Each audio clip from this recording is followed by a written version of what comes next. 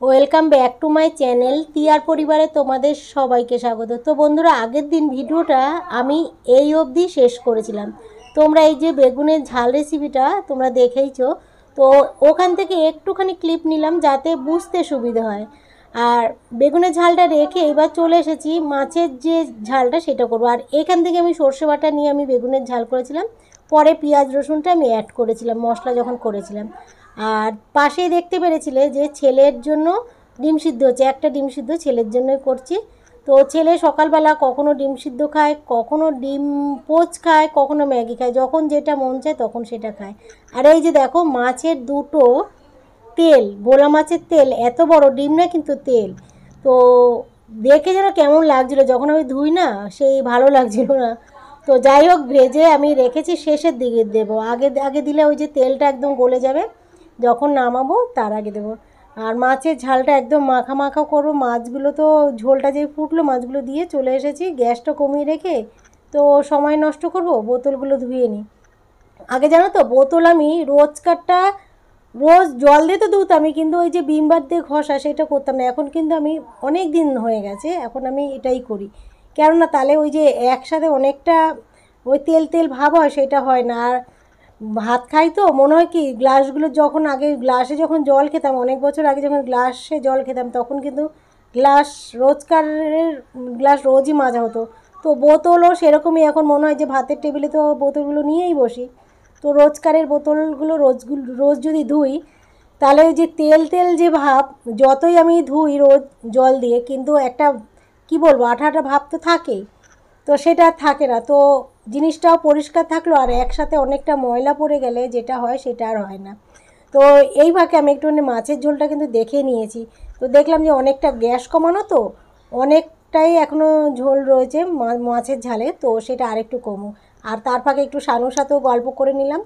তো যে শানু তো ছাদে মাঝে মাঝে আসে, ডাক দেয়, আমিও ডাক দিই।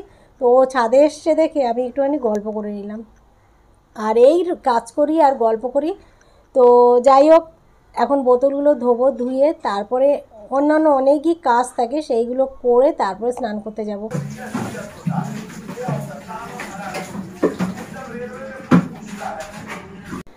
পাশের ওই বাড়িতে এখনও কিন্তু হচ্ছে বিপত্তারিণী পুজো। তো মাঝে মাঝে আমি তাকাচ্ছি। তোমরা অনেকেই হয়তো বিপত্তারিণী পুজো করো, আর আমি না কোনো দিনই আমি বিপত্তারিণী পুজো করিনি, আর শ্বশুরবাড়িরও কাউকে দেখিনি পুজো করতে। তো এই বছর দেখলাম সৃজা প্রথম এই বছর করলো। সৃজা মানে আমাদের বৌমা। তো আমাকে বলেছিল যে মনে করো তুমি, আমি না কোনো বছর করি না। তারপর মেজো যাও করে না, মানে আমরা তো বউ শাশুড়ি, তো আমরা কেউ করি না। আর আমার বাপের বাড়ি তো আমার মাকে দেখিনি করতে। তো এই জন্য সেই বিপত্তারিণী যে পুজো করা, সেই যে ইচ্ছাটা, সেটাও যে খুব ইচ্ছা সেটাও না। তো ওই জন্য করিনি। সকালবেলা হাত পা ধুয়ে জামা কাপড়, ভালো জামা কাপড় পরে তারপর পুজোর ডালা দিয়ে চলে এসেছিলাম। তো যাই হোক, অনেক নাকি পুজোর নিয়ম আছে ওই শুনলাম আমি। তো হয় না যে শুনি কীরকম কী নিয়ম, সেরকম শুনেছিলাম। তো দেখা যাক, কোনো বছর যদি মনের মধ্যে যে ইচ্ছা জাগে সে করবো, নিশ্চয়ই করবো, করবো না কেন। তো যাই হোক বন্ধুরা, দেখো এদিকে আমার মাছের যে ঝালটা সেটা হয়ে গেছে। তো সর্ষে বাটাই করেছি, তোমরা তো দেখেইছিলে সর্ষে বাটা কী কী দিয়েছিলাম, সেটা আর আলাদা করে আর বললাম না। তো আগের দিন মশলা বেটেছিলাম যে সেই মশলার তো দেখেইছো আগের দিনের ভিডিওতে। তো দেখো, যদি একটুখানি ধনেপাতা হতো ভালো হতো, তো ধনেপাতা নেই, তো ধনেপাতা ছাড়াই করলাম। তো ধনেপাতা যদি থাকতো, ভোলা মাছে তো ধনেপাতা থাকলে ভালো হতো। তো ধনেপাতা ছাড়াও খারাপ লাগবে না। তো যাই হোক, এখন নেই তো কিছু করার নেই। আর এদিকে চাল ধুয়ে রেখে দিয়েছি, আর মাছের ঝালটা ঘরে গিয়ে রেখে আসি। কড়াইটা কিন্তু মাজবো, ঘর মুছবো, মানে কাজ আর শেষ হয় না। আর এই করে করে জানো তো আমার আর ভিডিও করা হয় না। এমনি তো তোমরা দেখেছো সকাল সকাল উঠতে পারি না, আর রাত্রিবেলাও ঘুমাই, আর সকাল সকাল উঠতেই পারি না। সকাল সকাল উঠতে পারলে হয়তো অনেক তাড়াতাড়ি কাজ শেষ করতে পারতাম। আর এই যে রেসিপিগুলো দেখিয়ে দিচ্ছে আরেকবার, ঢেঁড়স ভাজা, ঢেঁড়স দিয়ে পেঁয়াজ দিয়ে ভাজা, আর ওটা হচ্ছে আমড়া ভাজা ছিল আগের দিনে। আর এটা তো ভোলা মাছের ঝাল, আর এটা হচ্ছে বেগুনের সেই ঝালটা। তো এই বেগুনের ঝালটা যে আমার কি ভালো লাগে, মানে আমি এই দিন যেদিন ভাত খাই সেদিনকে জানো, আমি বেগুনের ঝাল দিয়ে বেশি ভাত খেয়েছিলাম, আমার এতটাই ভালো লাগে। তো চলো এইবার আমি ঘরের যে কাজগুলো করে আমি স্নান করে আসি, আর স্নান করে চলে এসেছি। আর এই এখন পুজোয় বসবো, তো সমস্ত কিছু রেডি করে পুজোয় বসছি। তো যাই হোক বন্ধুরা, ওই বাড়ির পুজো হয়ে গেছে আর ডালাও চলে এসেছে। এইমাত্র আমাদের বৌমা ডাক দিয়েছিল, বৌমা নিয়ে এসেছে আমার ডালাটা।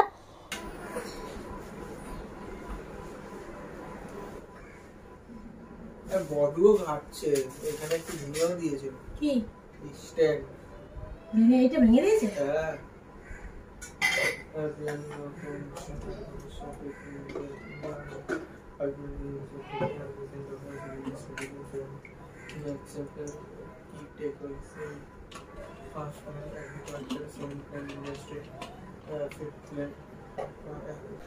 তো বলছিলাম যে বৌমা ওই যে ডালা নিয়ে চলে এসেছে, ও না ডাক দিয়েছিল, আমি বললাম পুজো করে নিই। স্নান তো তখন হয়ে গিয়েছিল, তো গঙ্গা জল ছিটাচ্ছিলাম আমি বারান্দা টারান্দা দিয়ে, তখন ডাক দিয়েছিল আমি পুজো করে নিই, তারপর আমি যাচ্ছি। তো পুজো করে গিয়ে তারপরে ডালাটা নিয়ে আসবো, ওদের ঘরে রয়েছে, বৌমার ঘরে রয়েছে। আর এই যে গঙ্গা জল ছিটি নিলাম, গঙ্গা জল তো আমি যখন থাকে মাঝে মাঝে কিন্তু গঙ্গা জল অল্প থাকে, তো যেইটুক পারি আমি গঙ্গা জলটা ওই সারা বাড়িতে ছিটিয়ে তারপরে এই যখন পুজো করি পুজোর জায়গাটা একটু ছিটিয়ে নিই। তো তোমরা তো দেখতেই পারো যে আমি এই যে এইটুক জায়গার মধ্যে সমস্ত কিছুই করি। তো খাবার টেবিল ফ্রিজ সমস্ত পাশাপাশি রয়েছে, একটু গঙ্গা জল ছিটিয়ে নিয়ে পুজোয় বসলে না যেন ভালো লাগে, যে না কোনো যেইটুকের মধ্যে রয়েছে ওইটুকের মধ্যেই গঙ্গা জল ছিটিয়ে পুজো করলেও শুদ্ধ শুদ্ধ লাগে। তো ভগবান যেইভাবে পুজো নেয়, মেন কথা কী বলো তো, সেইভাবেই আমি দেই। ওনার ইচ্ছা এই এই এর মধ্যেই আমার হাতে জল মিষ্টি নেবে, আমি ওর মধ্যেই দিই। আর এই দেখো লাইটারটা হাত ভিজা, তো লাইটারটা জ্বলছিল না, তার ছেলেকে আবার দেখালাম, ছেলে বলছে দেখি, ওই যে জ্বালাতে পারছিলাম না, ও বলছে যে তুমি জ্বালাতে পারছো না। আমি না দেখ আমার হাত ভিজা বলে জ্বলছিল না, তো ওই জন্য ছেলেকে দিলাম। তো বন্ধুরা পুজো হয়ে গেছে, এখন যাই ওই যে ডালাটা পুজো দিয়েছি না সকালবেলা, সেটা নিয়ে আসি।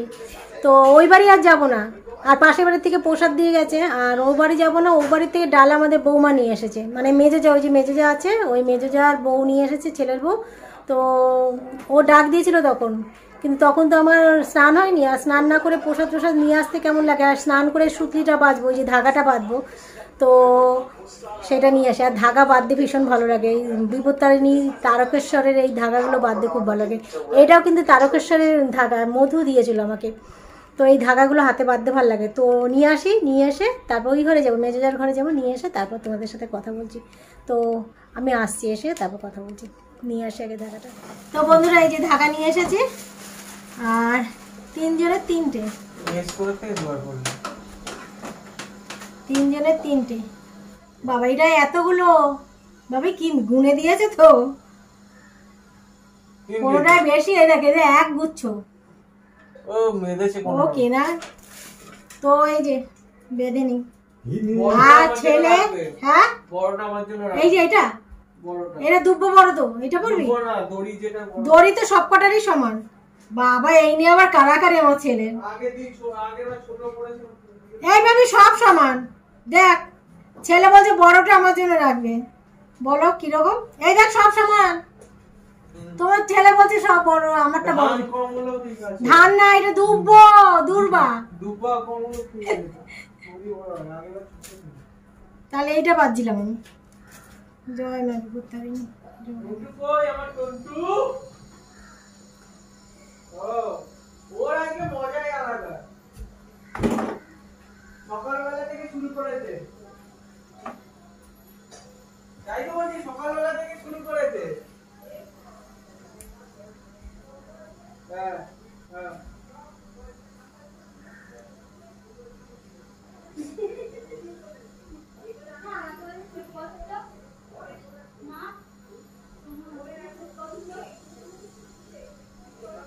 ভাবি স্নান করার পরে আমারটা একটু টাইট করে দিবি, আমি টাইট করতে পারছি না। যাই হোক এই যে পরে নিলাম বন্ধুরা, হয়ে গেছে।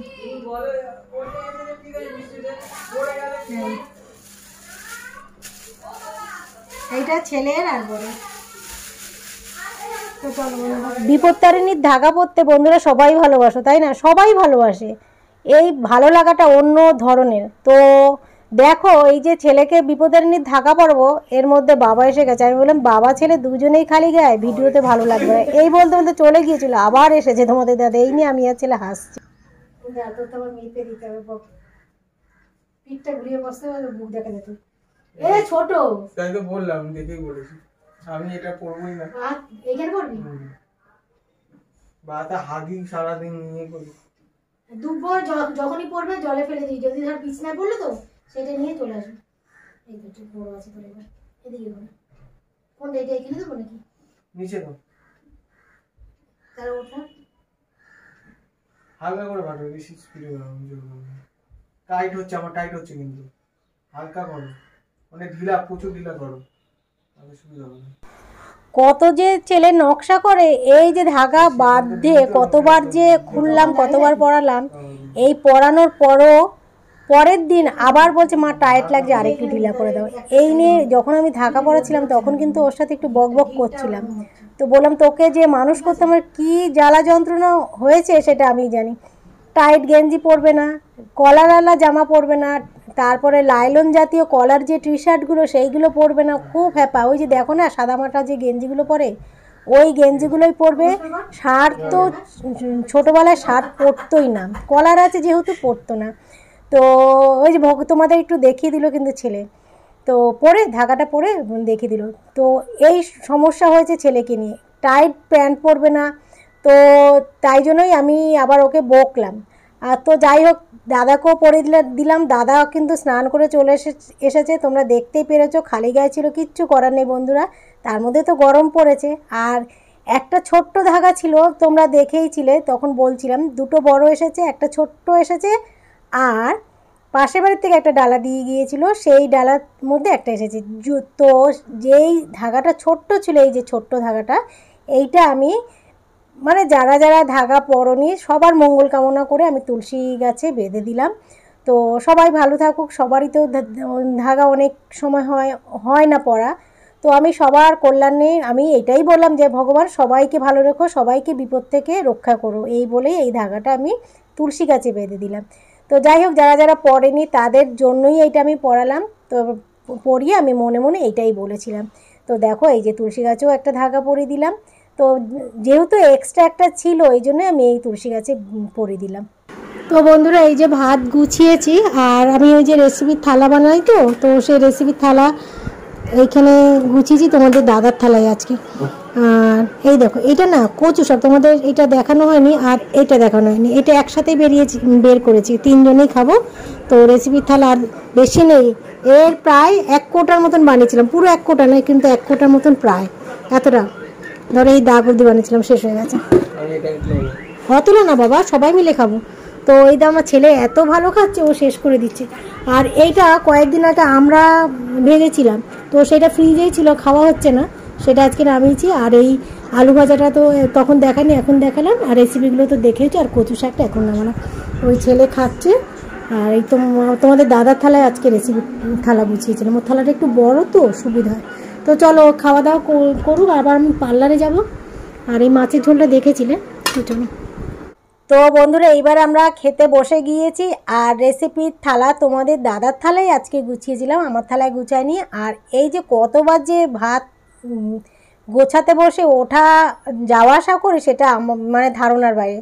আর তার মধ্যে আবার এই যে ক্যামেরা ফিট করা, আগে তো ক্যামেরা যখন ব্লগ করতাম, ডেলি ব্লগ করতাম, তখন কোনো ব্যাপার ছিল না যেন, মানে তখন হয়ে যেত, কাজের মধ্যে কাজ করতাম। এই দেখো আবার উঠেছি, তো অসুবিধা হতো না। কিন্তু এখন যেহেতু ব্লগ ভিডিও করি না, ডেলি ব্লগও করি না, ব্লগই করি না, মাঝে মাঝে যেদিন মন চায় সেদিনকেই ব্লগ শেয়ার করি, মানে ভিডিও ক্যামেরা করি, তো অসুবিধা হতো না তখন। এখন কিন্তু এই যে ভিডিও করতে করতে তারপরে ক্যামেরা দেখা, তারপরে এই যে ভাত গোছানো, এগুলো সমস্যাই হয়ে দাঁড়িয়েছে। এমনিও এখন আর ব্লগ করার ইচ্ছাই নেই, যখন যেটা পারি আমি তখন সেটা শেয়ার করি। তো যাই হোক বন্ধুরা, এইটাই বলার ছিল যে আমার মানে ব্লগ করতে আর ইচ্ছা করছে না। আগে যেমন ব্লগ করতে আমার ভীষণ ভালো লাগতো, রান্নার চ্যানেল ছিল, সেই রান্নার চ্যানেল ছেড়ে আমি ব্লগ শুরু করেছিলাম। তো রান্নার আবার আরেক সমস্যা, সে পরে আরেকদিন বলবো, কিন্তু ব্লগ শুরু করেছিলাম তখন ভালোই লাগতো। ওই যে ব্লগ করতে আমার কথা বলতাম, এখন তো ব্যাক থেকে ভয়েস দিতে লাগে, এই জন্য আরও যেন বেশি সমস্যা হয়ে যাচ্ছে। তো এই ভিডিওটা অনেক দিনের ভিডিও, কত কষ্ট করে যে আমি ভয়েস দিলাম সেটা আমি ছাড়া আর কেউ জানে না। তো যাই হোক বন্ধুরা, এই পর্যন্তই। আর আবার যেদিন ব্লগ করব সেদিনকে, মন চাইবে যেদিন, সেদিনকে আবার তোমাদের সাথে একটা ব্লগ শেয়ার করব। তো চলো আজকের ভিডিওটা এই পর্যন্তই। এখন আমি কিন্তু ক্যামেরা বন্ধ করতে উঠবো। তো চলো আজকের মতন টাটা, আবার দেখা হবে।